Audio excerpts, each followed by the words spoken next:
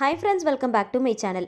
முட்டையை வச்சு நல்ல டேஸ்டியாக டிஃப்ரெண்ட்டான ஒரு ரெசிபி இன்றைக்கி செஞ்சு காட்ட போகிறேன். ஸோ பார்க்குறதுக்கு முன்னாடி சேனலை மறக்காமல் சப்ஸ்கிரைப் பண்ணிக்கோங்க, நோட்டிஃபிகேஷன் பட்டனையும் கிளிக் பண்ணி வச்சுக்கோங்க.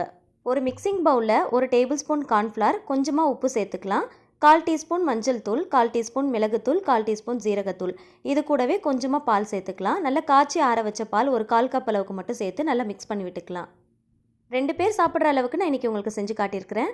நீங்கள் எத்தனை பேருக்கு செய்கிறீங்களோ அதுக்கேற்றா போல் இன்க்ரீடியன்ஸோடைய அளவுகளை கூட்டிக்கவோ குறைச்சிக்கவோ செஞ்சுக்கோங்க. கொஞ்சம் கூட கட்டிகள் இல்லாத அளவுக்கு நல்லா மிக்ஸ் பண்ணி எடுத்துக்கோங்க. 1/4 டீஸ்பூனுக்கும் கம்மியாக இஞ்சி பூண்டு பேஸ்ட்டு சேர்த்து நல்லா மிக்ஸ் பண்ணிக்கலாம். இதை நல்லா மிக்ஸ் பண்ணதுக்கப்புறமா ஒரே ஒரு முட்டையை உடச்சி ஊற்றிருக்கிறேன். ஒரு முட்டையோடைய அளவுக்கு ஏற்றா போல் எல்லா இன்க்ரீடியன்ஸோடைய அளவுகளையும் நான் சேர்த்துருக்கிறேன். நீங்கள் எத்தனை முட்டைகள் சேர்க்குறீங்களோ அதுக்கு ஏற்றா போல் எல்லா இன்க்ரீடியன்ஸோடைய அளவுகளையும் கூட்டிக்கவோ குறைச்சிக்கவோ செஞ்சுக்கோங்க. முட்டையை சேர்த்ததும் நல்லா பீட் பண்ணிக்கலாம். முட்டை சேர்த்ததே தெரியக்கூடாது, அந்த அளவுக்கு நல்லா பீட் பண்ணி எடுத்துக்கோங்க. எல்லா இன்க்ரீடியன்ஸையும் சேர்த்து நல்லா மிக்ஸ் பண்ணதுக்கப்புறமா உங்களுக்கு உப்பு காரம் கரெக்டாக இருக்கான்னு செக் பண்ணி பார்த்துக்கோங்க. இப்போ இது கூடவே நறுக்கின ஒரு பெரிய வெங்காயத்தை சேர்த்துக்கலாம். ஒரே ஒரு பச்சை மிளகாய் காரத்துக்கு ஏற்றா போல் சேர்த்துக்கோங்க. ஆல்ரெடி மிளகுத்தூள் சேர்த்துருக்கிறதுனால ஒரு பச்சை மிளகாய் சேர்த்தோன்னா கரெக்டாக இருக்கும். கொத்தமல்லி இலைகள், கருவேப்பிலை இலைகள் இது எல்லாத்தையுமே நறுக்கிட்டு சேர்த்துக்கலாம். பெரிய வெங்காயத்துக்கு பதிலாக நீங்கள் சின்ன வெங்காயம் கூட சேர்த்துக்கலாம். எல்லாத்தையும் சேர்த்ததும் நல்லா கலந்து விடுங்க. எந்த அளவுக்கு பீட் பண்ண முடியுமோ அந்த அளவுக்கு நல்லா பீட் பண்ணி கலந்து விடுங்க. இப்போ இந்த மாதிரி கன்சிஸ்டன்சியில் நீங்கள் கலந்து எடுத்துக்கோங்க.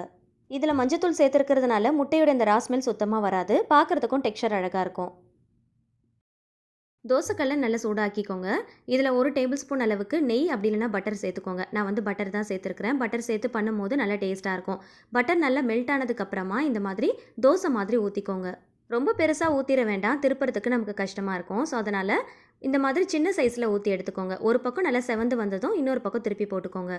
ரொம்ப நேரம் விட்டுட்டோம் அப்படின்னா ரொம்ப முருகலாயிரும். அந்த மாதிரி இல்லாமல் நல்லா சாஃப்டாக இருக்கணும், நல்லா செவந்து வரணும். அதே சமயத்தில் ஃபுல் சிம் ஃப்ளேமில் வச்சு நல்லா வேக வச்சு எடுத்துக்கோங்க. அவ்வளோதாங்க, நல்லா செவந்து வந்ததும் வெளியில் எடுத்துடலாம். இந்த வெங்காயத்தோடு சேர்த்து சாப்பிடும் போது நல்லா க்ரன்ச்சியாக இருக்கும். இது ஒரு மெத்தடு. இன்னொரு மெத்தட்லேயும் செய்யலாம். அதுக்கு மறுபடியும் தோசைக்கல்லை நல்லா ஹீட் பண்ணியிருக்கிறேன். 1 டேபிள் ஸ்பூன் அளவுக்கு பட்டர் சேர்த்துக்கலாம். பட்டர் நல்லா மெல்ட் ஆனதும் மறுபடியும் மிச்சம் இருக்கிற அந்த முட்டைகளை மறுபடியும் இந்த மாதிரி தோசை மாதிரி ஊற்றி விட்டுக்கலாம். இந்த மாதிரி ஊற்றும் போது நம்ம சேர்த்துருக்கிற வெங்காயம், பச்சை மிளகாய், கருவேப்பிலை, கொத்தமல்லி இதெல்லாம் ஒரே இடத்துல இல்லாமல் எல்லா இடத்துலையும் இருக்கிற மாதிரி நல்லா ஸ்ப்ரெட் பண்ணி விட்டுக்கோங்க. ஊற்றின உடனேயே ஒரு ஸ்பூன் வச்சு நல்லா ஸ்ப்ரெட் பண்ணி விட்டுக்கோங்க. முட்டையை ஊற்றுனதுமே வெங்காயத்தை ஒரு ஸ்பூன் வச்சு ஸ்ப்ரெட் பண்ணி விடணும். நம்ம அப்படியே விட்டுட்டோம் அப்படின்னா சீக்கிரமாக முட்டை வெந்துடும், நம்மளால் ஸ்ப்ரெட் பண்ணி விட முடியாது. இப்போ ஒரு பக்கம் நல்லா வெந்ததும் இந்த மாதிரி ஒரு ஃபோக் ஸ்பூனோ இல்லைனா நார்மல் ஸ்பூனோ வச்சு இந்த மாதிரி ரோல் பண்ணி விடுங்க. இதை கொஞ்சம் கொஞ்சமாக ரோல் பண்ணுங்கள். ஒரேடியாக ரோல் பண்ணிடாமல் கொஞ்சம் கொஞ்சமாக ரோல் பண்ணுங்கள். இந்த மாதிரி செய்யும் போது அடுப்பை ஃபுல் சிம் ஃப்ளேமில் வச்சு நல்லா வேக விடுங்க. தோசைக்கல்லும் ஃபோக் ஸ்பூனும் யூஸ் பண்ணி நல்லா பேலன்ஸ் பண்ணி இந்த மாதிரி நல்லா ரோல் பண்ணி விடுங்க. ஃபுல் சிம் ஃப்ளேமில் வச்சு நல்லா வேக விடுங்க. இல்லைனா முட்டை பச்சையாக இருக்கிற மாதிரி இருக்கும். இந்த மாதிரி மெதுவாக ரோல் பண்ணிங்க அப்படின்னா அழகாக ரோல் பண்ணி விட்டுடலாம். மொத்தமாக ரோல் பண்ணிட்டோம் அப்படின்னா முட்டை சரியாக வேகாது. அதனால் ஒரு லேயராக ரோல் பண்ணி கொஞ்சம் கொஞ்சமாக வேக விட்டு ரோல் பண்ணிங்க அப்படின்னா முட்டை நமக்கு நல்லா ஃபுல்லாக வெந்து கிடைக்கும். முட்டை பச்சையாக இருந்தால் சாப்பிட பிடிக்காது. ஒரு லேயராக பொறுமையாக வச்சு இந்த மாதிரி ரோல் பண்ணி விடுங்க. ஃபுல் சிம் ஃப்ளேமில் வச்சு நல்லா வேக விடுங்க. அவ்வளோதாங்க, எல்லா பக்கமும் நல்லா வெந்து வந்திருக்கு. இப்போ ஃபுல்லாகவே அழகாக நம்ம ரோல் பண்ணி எடுத்துட்டோம். ரோல் பண்ணதுக்கப்புறமா எல்லா சைடும் நல்லா திருப்பி விட்டு நல்லா வேக விடுங்க. உடனே எடுத்துட வேண்டாம். எல்லா பக்கமும் நல்லா ஸ்பூனோ இந்த மாதிரி தோசை கரண்டியும் வச்சு நல்லா பேலன்ஸ் பண்ணி நல்லா அழுத்தி விட்டு நல்லா செவந்து வர அளவுக்கு நல்லா வேக விடுங்க. அந்த ஹீட்லேயே பார்த்திங்கன்னா உள்ள அந்த முட்டை எல்லாமே நல்லா வெந்து வந்துடும். முட்டையை வச்சு எப்பயும் ஒரே மாதிரி செய்யாமல் இந்த மாதிரி கொஞ்சம் டிஃப்ரெண்ட்டாக ட்ரை பண்ணி பாருங்கள். வெங்காயம், பச்சை மிளகாய், கருவேப்பிலை, கொத்தமல்லிலாம் சேர்த்துருக்கிறதுனால இது சாப்பிட்றதுக்கு நல்ல க்ரன்ச்சியாக இருக்கும். 2 மெத்தடில் நான் உங்களுக்கு செஞ்சு காட்டியிருக்கிறேன். தோசை மாதிரியும் நீங்கள் செய்யலாம், இந்த மாதிரி ரோல் மாதிரியும் செய்யலாம். இந்த மாதிரி ரோல் மாதிரி செஞ்சு கொடுத்தோம் அப்படின்னா குழந்தைங்களுக்கு ரொம்பவே அட்ராக்டிவாக இருக்கும். சாப்பிட்றதுக்கும் நல்லா டேஸ்டியாக இருக்கும். நல்ல சாஃப்டாக நல்லா ஸ்பாஞ்சியாக இருக்கிற மாதிரி இருக்கும். கண்டிப்பாக ட்ரை பண்ணி பாருங்கள். அவ்வளோதாங்க, நல்லா செவந்து வந்துருச்சு. எல்லா பக்கமும் நல்லா வேக வச்சு எடுத்தாச்சு. இந்த மாதிரி அப்படியே சைடில் கட் பண்ணிங்க அப்படின்னா ரோல் மாதிரி வரும்.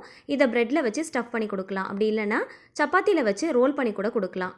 ஆல்மோஸ்ட் ஸ்கூலெல்லாம் ரீஓப்பன் ஆகிடுச்சு. குழந்தைங்களுக்கு லஞ்ச் பாக்ஸ் பேக் பண்ணும்போது இந்த மாதிரி ரோல் மாதிரி செஞ்சு சைடில் ஒரு பாக்ஸில் பேக் பண்ணி கொடுத்தீங்க அப்படின்னா விரும்பி சாப்பிடுவாங்க.